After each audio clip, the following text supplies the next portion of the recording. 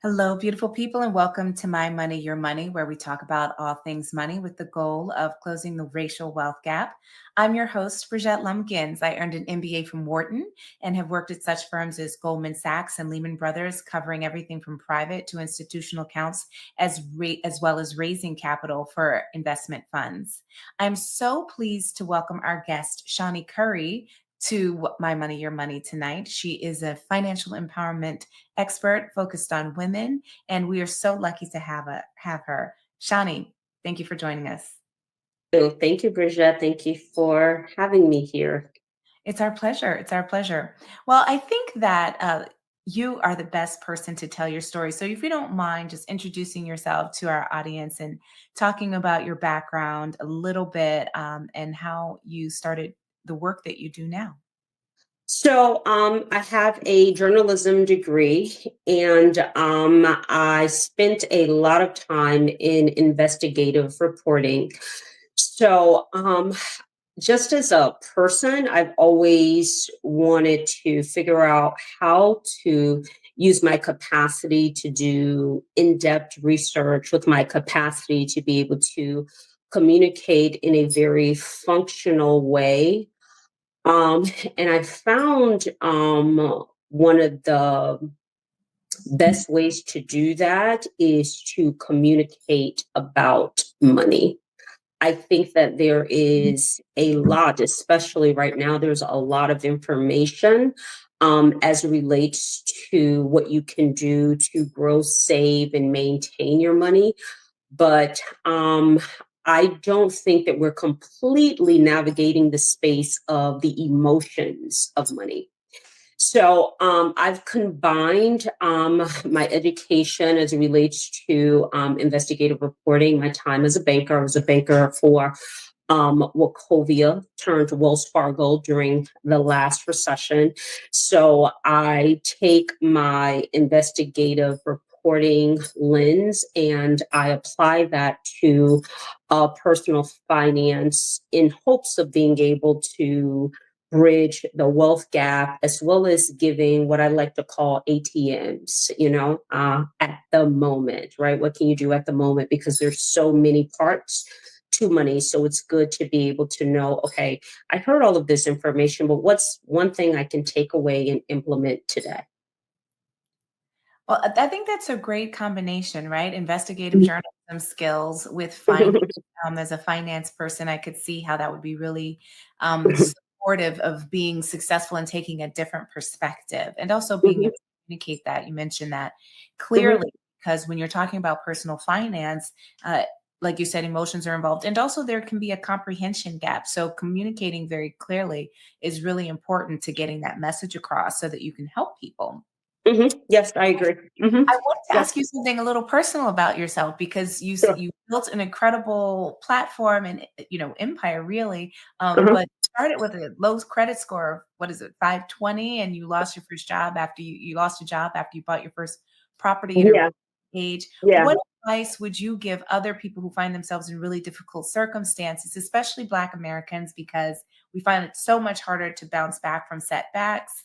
Uh-huh. Uh, having faced such adversity early on. Mhm, mhm. So I think facing it early on was probably really good because it made it easy for me to face all the other failures that was going to come. I think probably that's one of the things that we largely misrepresent is that we generally lose way more than we actually win, right? You experience way more failure than you actually experience, what you would consider success. So I think early on at the age of 22, the fact that I was able to go ahead and lose that property right after getting my first job, it wasn't my first job, but like my first real job, I was making like $68,000 a year. I had just graduated. So I really felt like sustained. But 6 months after I purchased that property, I lost my job. It was crazy.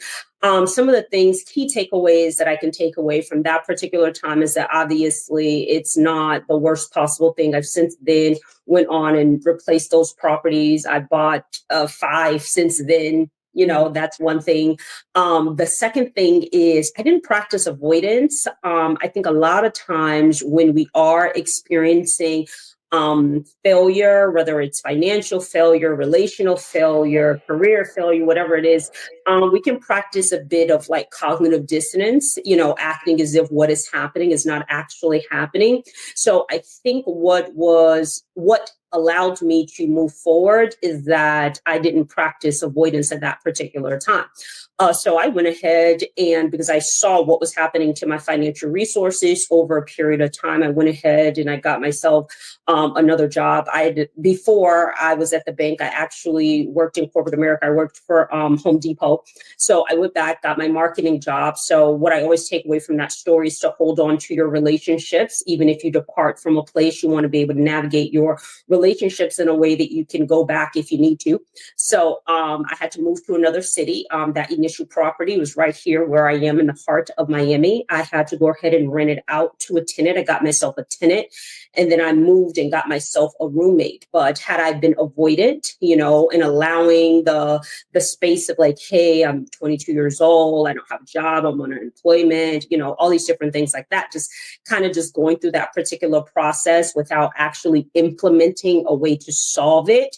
I don't know if I had rehabilitated myself as fast, so that would be the number one thing, is to get yourself to a place where you can kind of process the loss, but don't allow your processing to stop you from being proactive.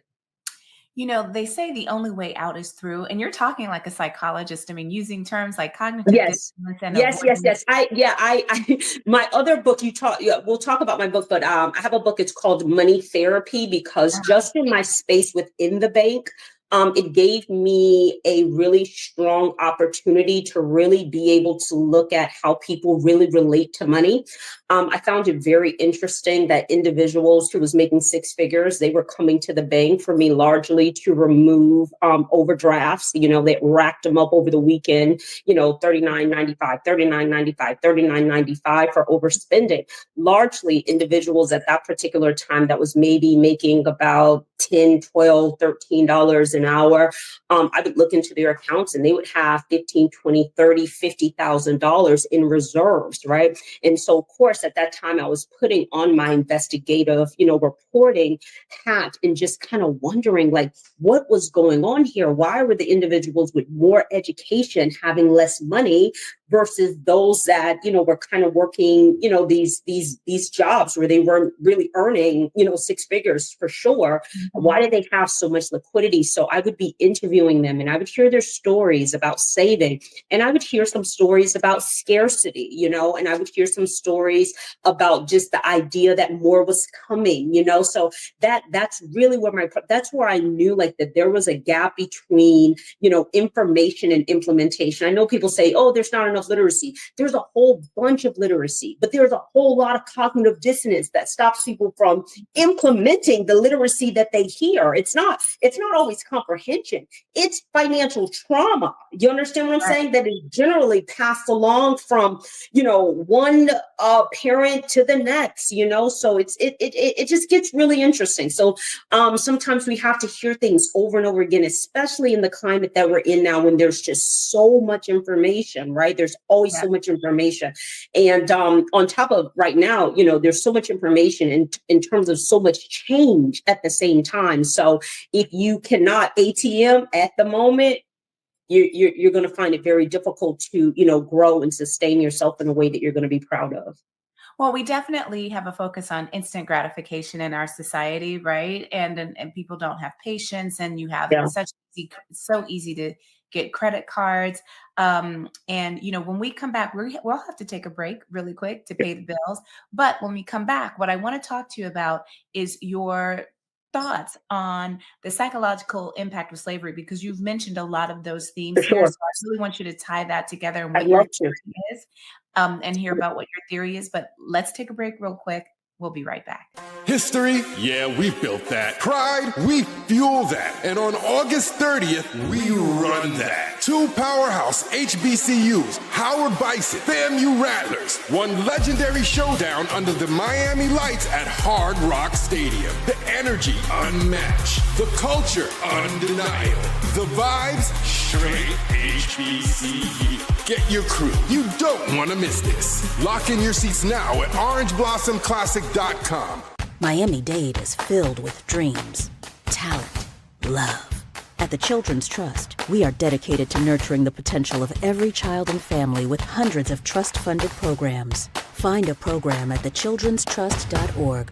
I grew up down here in South Florida, so for me, it's a little bit more personal. For the Mesman & Dover Law Firm, it's about community. For us, South Florida's our home. You all are our people. Our family, our future. The difference we'll make for you, your loved ones, your kids, matters. Because to us, it's personal.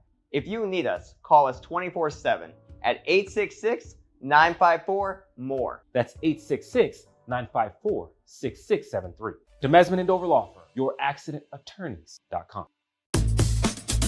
Get ready to groove at this year's Juneteenth Juke Joint on June 7th at 7:30 p.m. Enjoy live music by the W's, beats by DJ Cardi, visual art, and more. Get your tickets now at archcenter.org. Help comes in many forms. As a Miami-Dade County bus operator, you can help your community, help those in need, and even help yourself. Operators have the opportunity to earn more than $50,000 a year plus built-in overtime, earn more than 13 paid holidays and vacation days, and take advantage of the tuition reimbursement program. Plus, qualified new drivers will receive a $5,000 sign-on bonus. Become a driving force in our community. Apply now at miamidade.gov/busdriver. Are you cleaning the house? It's time. What will you do with those? Dump them? Oh, no. It's time to detox your home. If you're disposing of home chemicals, hazardous materials, or electronics, collect them in a sturdy box and take them to... Wait, what's that? It's vintage? It's coming with us. Where? In Miami-Dade, go to one of our home chemical collection centers where friendly staff like Eddie, hey Eddie, hi, can help dispose of it for you. That was easy. To learn more, go to miamidade.gov/homechemicals. From the efficiency of American natural gas and the dependability of nuclear power, to the strength of Florida's sunshine and the flexibility of advanced battery storage systems, we leverage a diverse mix of energy sources to power our growing state, ensuring reliable, low-cost power for your home or business whenever you need it. FPL, working for you every single day. Thanks for staying with us. And so we're here with Shani Curry, and we were just about to dig into the intergenerational sort of trauma around scarcity and money and the psychological impact that has and how it plays into people's cognitive dissonance or avoidance when it comes to money matters, and especially high earners who are unable to save, which describes a lot of people I know, and including myself, something I have had issues with, versus people who are maybe wage earners who are much more effective at saving. And I think that that doesn't surprise me. I've witnessed it many times. And so can you talk a little bit more about your theory about that? So I guess I have a few different theories just from a few different time spans. So if we start at the space of just, slavery and then being freed, if we can start at that particular place, because there's so many places within slavery that plays a very large role in institutionalized racism, that plays a huge role in the income and the wage gap that we have. So we have all of those things that we're able to navigate. So when we think about first getting your free, some of us, right, in which largely is reflected in some of us that have the capacity to, save and, hold on to things, hoard on to things, and then those that are more quickly to just kind of maneuver through money fast. If we can imagine for a moment where you're going through your freedom, we have access to this freedom. Some people did not want to be free. They did not prefer this freedom that was being advocated to them. They preferred an environment that they thought that they could trust, right? Even if it was a very depressed and very minimal type of environment, they trusted those resources. So when I consider the individuals and the demographic that I serviced at that particular time, largely those individuals were from the Caribbean. They largely worked in cleaning services. Some of them worked in hotels, things of that particular nature. So they probably represent, if I can stay, on the plantation, largely if I can stay here, then I can manage my resources and hold on to them. Now, over a period of time, I would also find that while they have the capacity to hold on to reserve, those strong fears that they had did influence their ability to take risk, right? So when it came to things like home ownership, being able to invest in a business, being able to invest in a market, being able to kind of, take on any type of risk that would eventually materialize in rewards was very difficult for these particular individuals, which largely mean that every dime that they were going to have to come in contact with, they were going to save. So for a period of time, I would find that particular demographic outperform those that was, largely just making more risk, but they would make more risk. They would become homeowners, right? You can't largely purchase, the average house right now is $450,000 here in South Florida. You're not going to save your way to $450,000, not making $12 an hour, right? So we would see in that particular space what a lot of individuals had was, I prefer safety and I'm going to stay here and I'm going to hold on to what I know, and then I'm going to have a space of growth. Then we would look at some individuals, there's this huge split between, the north and the south, those that went more north, those that went more south in terms of the risk that they were willing to take to open businesses, the risk that they were willing to take to open businesses as well as get education. There's a big gap between those type of things. So I would say largely that what I look at is that particular time span, it created individuals that were either going to be very fear-based and hold on to everything that they were going to, or those that were more prone to take risks so that they could assimilate because they believed their capacity to assimilate would play a large role in their survival, right? If I can survive, I can sustain myself, then I'm willing to take that risk. Some of that assimilation is also playing a role in our ability to generate so much debt, right? Because we need to assimilate to the conform, right? You need to conform and keep up with the Joneses. If your goal, right? If you are risk seeking and you're the one who's the higher earner who's made all those investments and willing to take that risk, then you're going to also be investing and assimilating in that aspirational lifestyle. So what I'm hearing you say is you're tying a scarcity mindset to an ability to save small dollars, but not necessarily an ability to accumulate true wealth. It should be the individuals that look like you and I, right? But unfortunately, that particular, unfortunately, right, there's some social engineering that's being added to this space of, institutionalized racism. Now we have this unnecessary gender war where we need to be working together as a collective. So as it relates to getting on alignment, I would say at that particular space, there was just, I when I think about that time when we were purchasing all of those properties, I can just remember just a I don't know. I think it was just like a mutual desire. I really can't describe that particular time because that's essentially what it was. I mean, one of the properties that we purchased, the property that became the homestead, is that at one time we were sitting on this lake when we were dating. We were sitting on this lake. And we had no idea, we eventually bought the house that lake is on. I cannot explain that in terms of just being mentally synced up. Now, professionally, my husband is an accountant, right? So there is some space in there as it relates to the connectivity between me being in personal finance, him being an accountant. Maybe that's just kind of some of the space of, continuity, perhaps. I can't really say.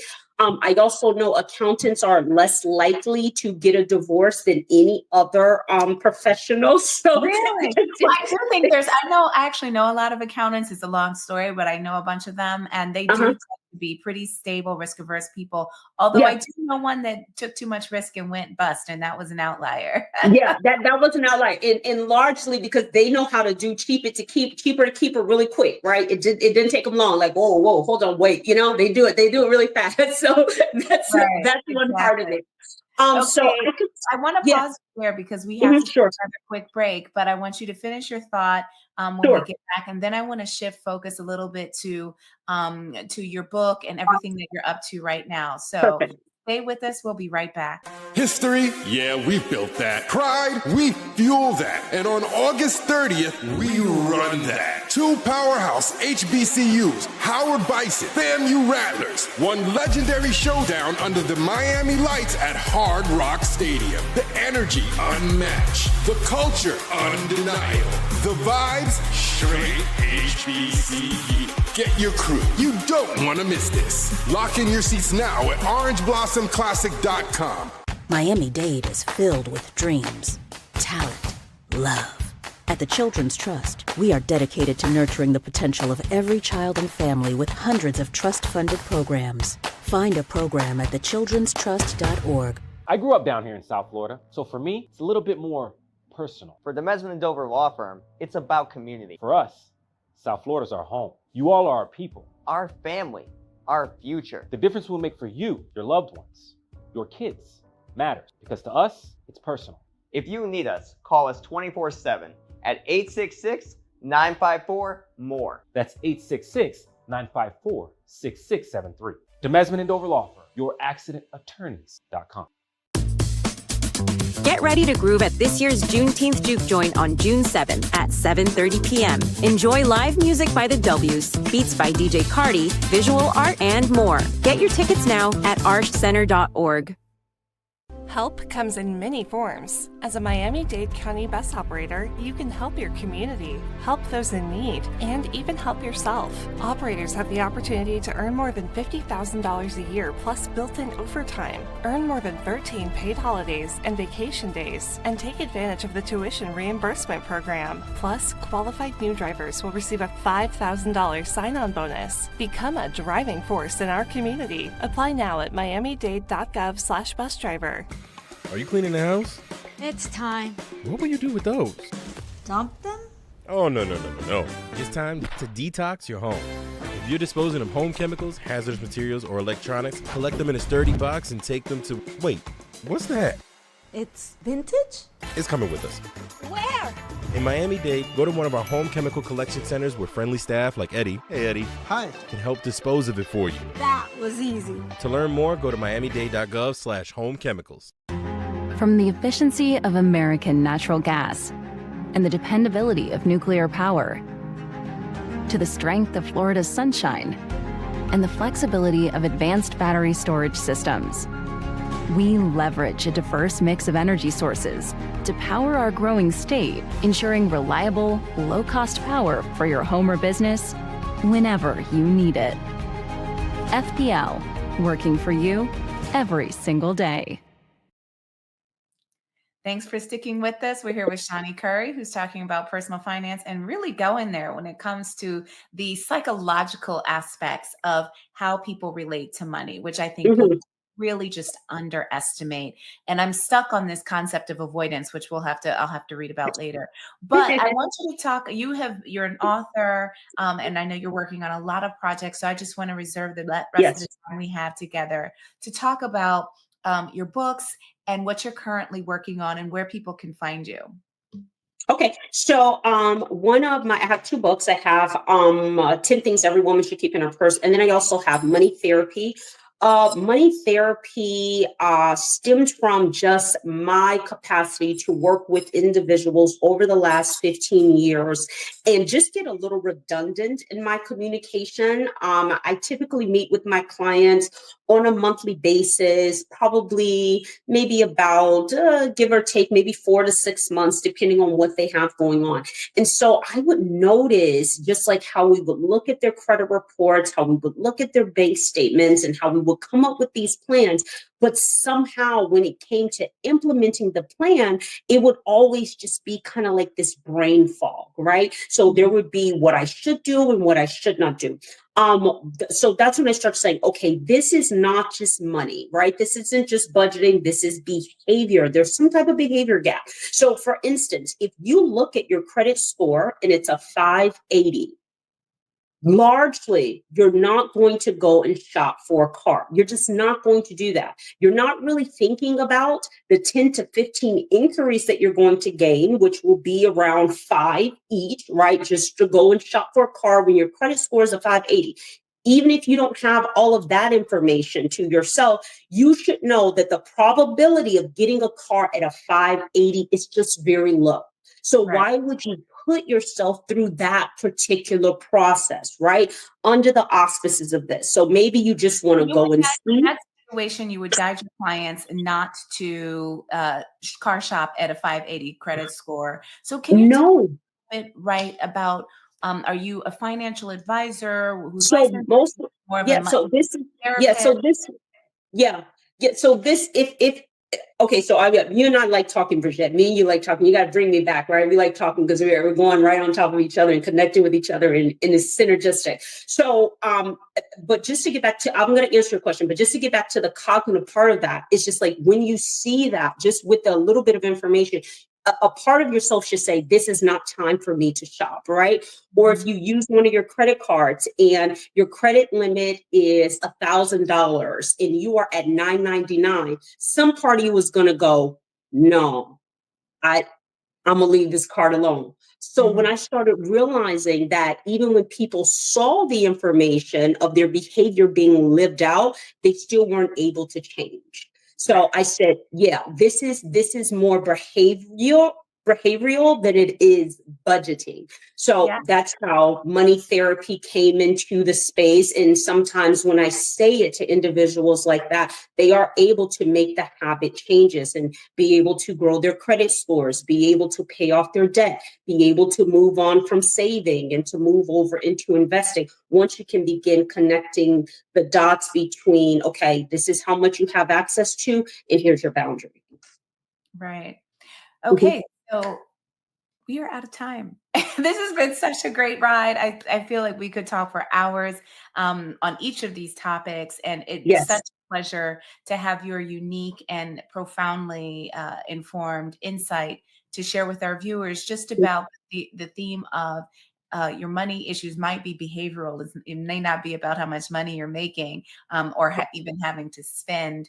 And I urge viewers to get your books, and also what's your website or Instagram where they can find you? So you can find me all things Shani Curry. Shani Curry. Shani Curry. Okay, great. Yes. Well, thank you so much, Shani. It's been a real pleasure. Absolute pleasure. I learned a lot and enjoyed it. And I'm certain our audience has too. And to our audience, thank you so much for being with us today. Let's continue to work together to close that gap.